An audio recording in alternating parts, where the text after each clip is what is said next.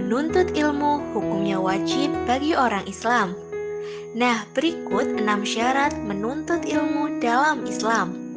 Yang pertama, cerdas akal, emosi, dan akhlak. Yang kedua, kemauan yang kuat. Yang ketiga, sabar saat menemui kesulitan dan kemudahan. Yang keempat, punya cukup bekal. Yang kelima, belajar dari guru yang kompeten. Yang keenam, waktu yang tidak kurang untuk belajar. Di samping itu, berikut adalah adab menuntut ilmu dalam Islam.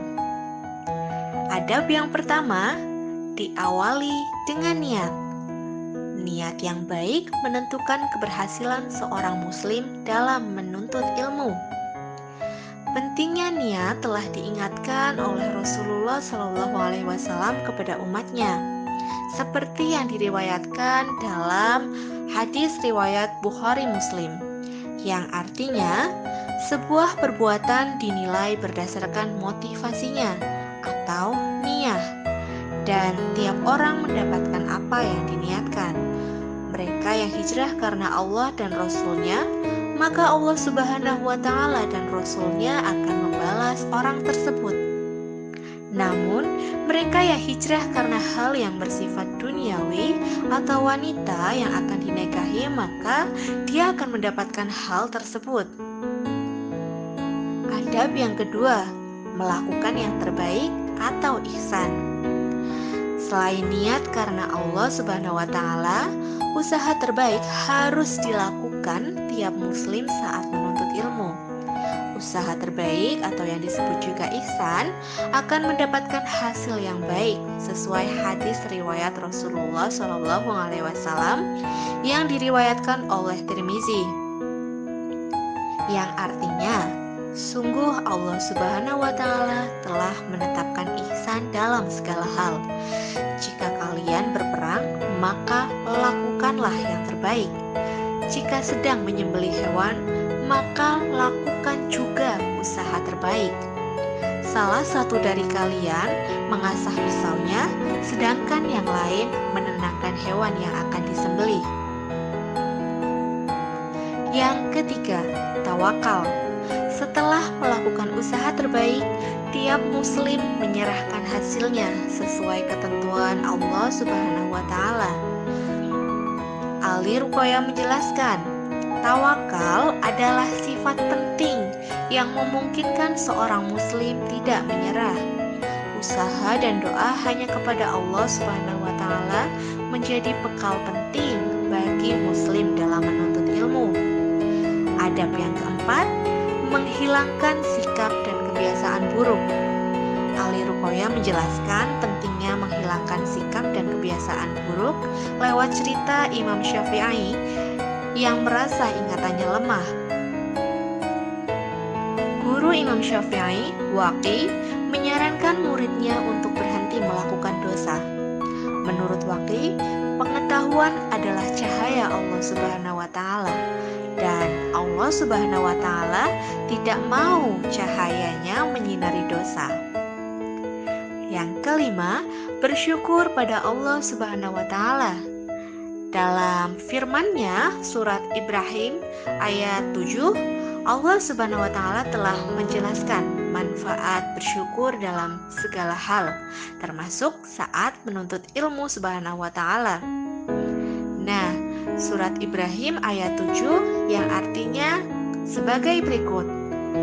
Dan ingatlah juga tatkala Tuhanmu mengatakan, sesungguhnya jika kamu bersyukur, pasti kami akan menambah nikmat kepadamu.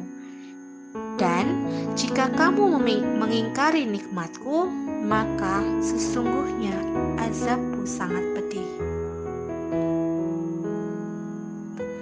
Selanjutnya adab yang keenam, selalu zikir dan mengucapkan istighfar. Zikir dan istighfar jangan sampai tidak diucapkan muslim saat menuntut ilmu.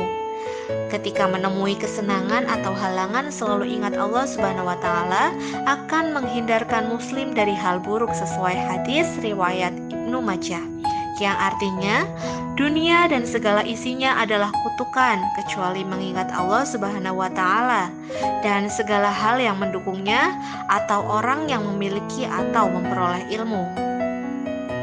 Adab yang terakhir adalah berdoa supaya terhindar dari malas dan kesulitan. Nah, berikut adalah doa yang bisa dibaca supaya terhindar dari rasa malas saat menuntut ilmu. Bismillahirrahmanirrahim. Allahumma inni a'udzubika minal hammi wal hazani wal ajzi wal kasali wal buhli wal jubni wa dhala'id daini wa ghalabatir rajali, yang artinya, ya Allah, aku berlindung kepadamu dari kecemasan dan kesedihan, kelemahan dan kemalasan, sesaat dan pengecut, beban hutang, dan dari penguasaan manusia. Nah, tadi adalah syarat dan azab menuntut ilmu. Mari kita menuntut ilmu agar bermanfaat bagi dunia dan akhirat. Namun, sebelum itu, kita harus selalu mengingat doa sebelum belajar agar ilmu yang kita peroleh bermanfaat. Nah, yuk belajar dan mari berdoa bersama-sama. Bismillahirrahmanirrahim. Raditu billahi robba wa bil islami dina wa bi Muhammadin nabiyya wa rasulah. Rabbi zidni ilman warzuqni fahma. Amin. Yang artinya, kami ridho bahwa Allah Subhanahu wa Ta'ala sebagai Tuhanku, Islam sebagai agamaku, serta Nabi Muhammad sebagai Nabi dan Rasul.